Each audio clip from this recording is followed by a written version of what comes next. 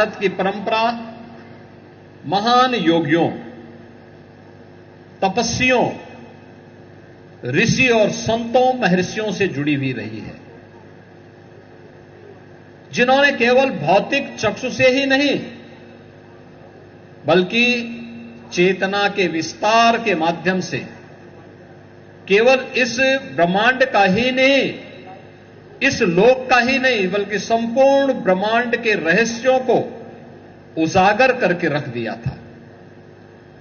और भारत के संतों, ऋषि मुनियों और योगियों की इस परंपरा में अनेक इस प्रकार के ऋषि मुनि और योगी हुए हैं, जिन्होंने अपनी साधना की सिद्धि के माध्यम से तत्कालीन समाज के मार्गदर्शन का काम तो किया ही, अपने चमत्कारों के माध्यम से, अपनी सिद्धियों के माध्यम से जीवन के उन रहस्यों के बारे में भी लोगों को अवगत कराया, जो सामान्य स्थिति में एक नागरिक के लिए या समाज के लिए अत्यंत कठिन होता है।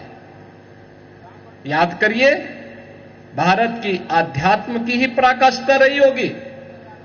महाभारत का युद्ध चल रहा है। धृतराष्ट्र दोनों आंखों से उन्हें दिखाई नहीं देता है।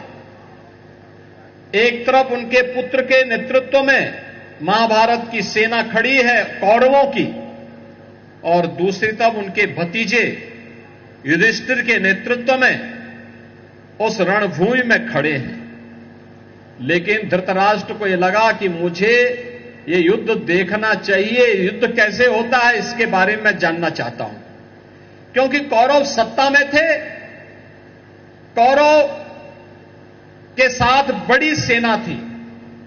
उनको यह लगता था, धृतराष्ट्र को यह गलतफहमी हो गई थी कि कौरव जीतेंगे, इसलिए वह युद्ध के वृत्तांत को देख सुनना चाहता था।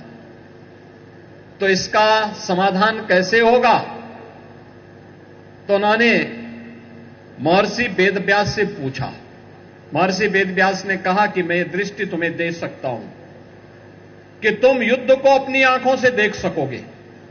उन्होंने कहा कि भाई जीवन भर तो मैं अंधे के रूप में रहा, अब इस उम्र में चाहे इस पक्ष के मरे चाहे उस पक्ष के मरे, मरने वाले तो दोनों मेरे ही हैं, इसलिए मुझे मत दो, मेरे सचिव संजय को यह दृष्टि दे दो। और संजय को यह दृष्टि दे करके संजय मुझे युद्ध का वृत्तांत बताता जाएगा। आप सोचिए, वह दिव्य दृष्टि महर्षि व्यास ने संजय को दी, और महाभारत युद्ध का पूरा दृश्य तीन लोग देख रहे थे। एक साक्षात भगवान कृष्ण, दूसरा महर्षि वेदव्यास, और तीसरा उस दृश्य को देख रहे थे संजय, जो उस युद्ध के पूरे वृत्तांत के बारे में उस धृतराष्ट्र को बताते थे। आप सोच सकते हैं युद्ध कहां हो रहा है? युद्ध का वृत्तांत हस्तिनापुर में सुनाया जा रहा है। युद्ध हो रहा है कुरुक्षेत्र में, और उसका वृत्तांत सुनाया जा रहा है हस्तिनापुर की राजधानी में, कि देखो अब युद्ध में ये हो गया, उसने इसको मार दिया, इतनी सेना फलाने पक्ष की मर चुकी है, इतने योद्धा मारे जा चुके हैं, इतने रथी मारे जा चुके हैं, इतने महारथी मारे जा चुके हैं। ये पूरा दृश्य वहां दिखाया जा रहा था।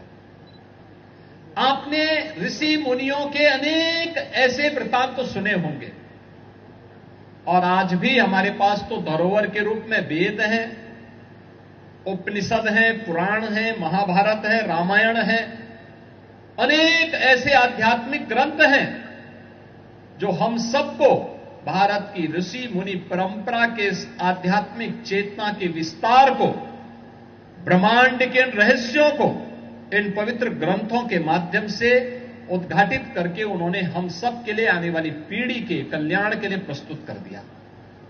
उसी परंपरा में गोरखपुर में महायोगी भगवान गोरक्षनाथ जी हों, योगीराज बाबा गंभीरनाथ जी हों, एक संतों की एक लंबी परंपरा, योगियों की एक परंपरा, जहां गोरक्षपीठ में, गोरखनाथ मंदिर में, महायोगी गोरखनाथ की इस पावन साधना स्थली में देखने को मिली।